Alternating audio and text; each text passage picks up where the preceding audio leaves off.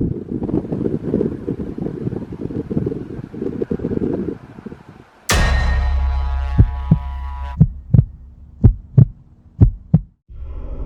been sitting on the story for a while now. It happened back when I was in high school. I'm in my 30s now, for context. Also, I'm going to refrain from using my real name and all my friends' real names in the story. You can look up the place I'm about to describe online. And I don't know if we'd still get in trouble, so it's best to avoid real names just in case. In my hometown, there used to be an abandoned military base.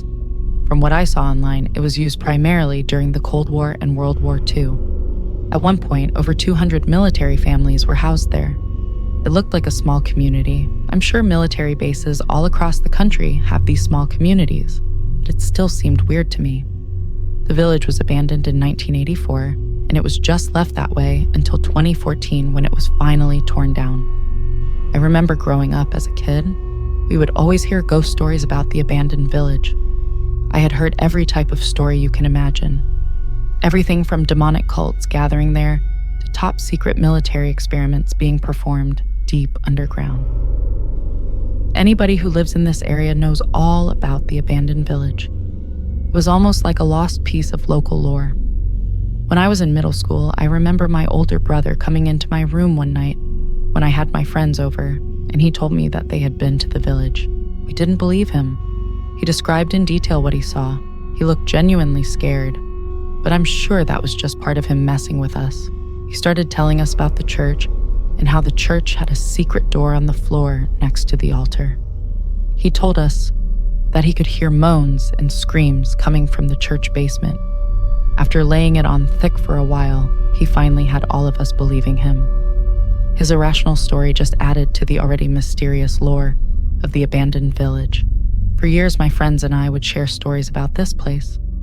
We always said that once we were old enough to drive, we would investigate it ourselves. All through high school, we talked about exploring the village, but never went through with it. That was for two main reasons. One, we didn't really know the exact location of the village. We knew the area. That wasn't enough to go on. We knew it was near the airport, but there's a lot of area around the airport that has no trespassing signs. And two, even though it was abandoned, it was still technically a military base. We had no idea what kind of trouble we'd be in if we got caught. On one cool spring night in our senior year of high school, one of my friends, Alex, came to us and told us that he knew where the entrance to the village was. We didn't believe him. He told us that someone he knew had been there and shared the location with him. I was so confident that he was making it up that I told him we should go and investigate. I assumed that we would never find the entrance. So that night, around 11 p.m., we made the 15-minute drive to the approximate area. Alex didn't seem confident of the location. He kept telling me to pull over. Every 2 feet, he'd say, "I think this is it." But it would just turn out to be nothing. Finally, we found an overgrown road. Alex claimed that this must be the path. There was a beat-up old no trespassing sign covered by a bunch of trees. Since we had my car, I started to get nervous about going any further. Alex and my friend Nick were 100% down to keep driving forward. Getting in trouble wasn't even on their minds. They kept going back to the same argument. We'd been talking about it basically our whole lives, so let's finally do it. They eventually talked me into it. I started to slowly drive down the dirt road. I turned the lights off on my car and basically just let the car roll down the dirt path. We eventually came to one of those roadblock gates that go up and down. Obviously, there was nobody at the security checkpoint, so I had to get out of the car and manually lift the gate.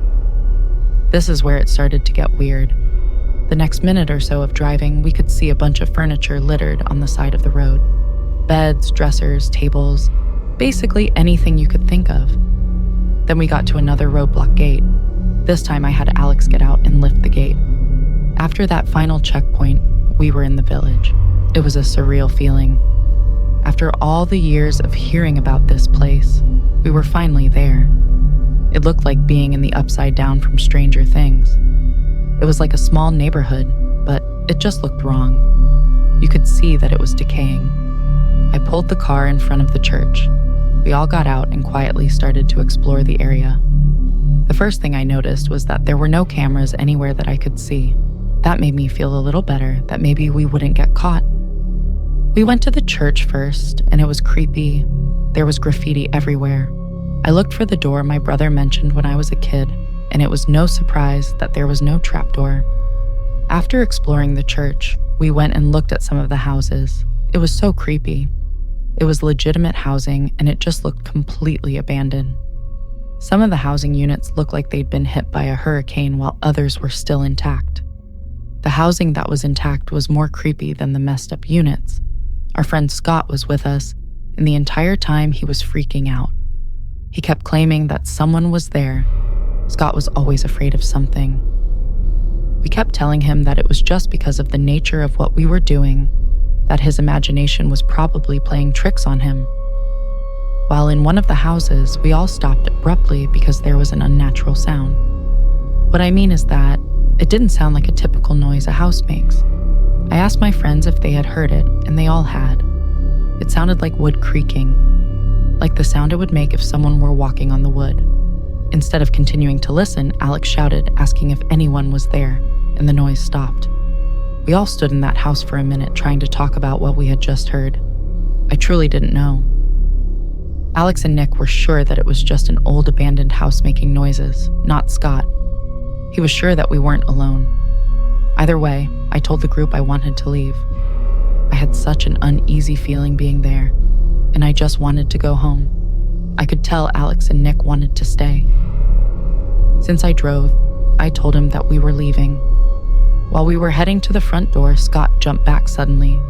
He quietly pointed to one of the windows on the side of the house. 3 shadows can be seen moving on the outside of the house that was next door. We all became dead silent.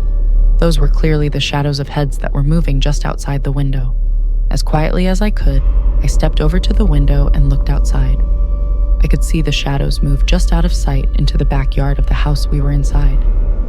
I whispered, as quietly as I could, that we needed to make a run for the car. Everyone nodded. Without thinking, we all just sprinted right out the door and in the direction of my car. Once the car was in sight, Scott, who was in front of us, screamed at the top of his lungs. We all looked, and standing next to the back seat of my car was a tall woman with a disgusting old black dress on. She had the back door open, and it looked like she was about to get into the vehicle because one leg was already halfway into the back seat. When she heard Scott scream, she let go of the door and ran inside the church. We continued running towards the car. When we got there, I looked in the back seat, and thankfully, nobody was back there. We got into the car and drove off as fast as we could. I remember going so fast that I lost control on the dirt and almost crashed the car. That night, we shared stories about who we think we encountered. The most obvious answer is that those people were likely homeless in some capacity and using this abandoned facility as a shelter. All of that makes sense, except for why that woman would be trying to get inside my vehicle. It's also terrifying when I think about that night because we walked around for quite a while and never saw anybody, or even a clue that somebody had been there. Not until right before we left. Even though Scott claimed that he heard something weird, I still think that was just his imagination at that time. Years later, I started telling my girlfriend the story. She said we should look it up and see if it's still there.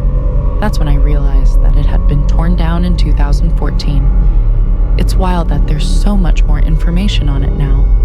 Growing up, we constantly tried looking stuff up about that place, and there was nothing. Because of that, it added more to the mysterious lore of the abandoned village. I'm just happy we left when we did, and that Scott screamed when he saw the tall woman. If we had been 10 seconds later running to the car, who knows how this night could have ended. If you enjoyed this story, don't forget to subscribe for more weekly horror. On screen now is the most recent upload and the most viewed story on the channel. Pick your next one carefully, and remember, some stories are better not listened to alone.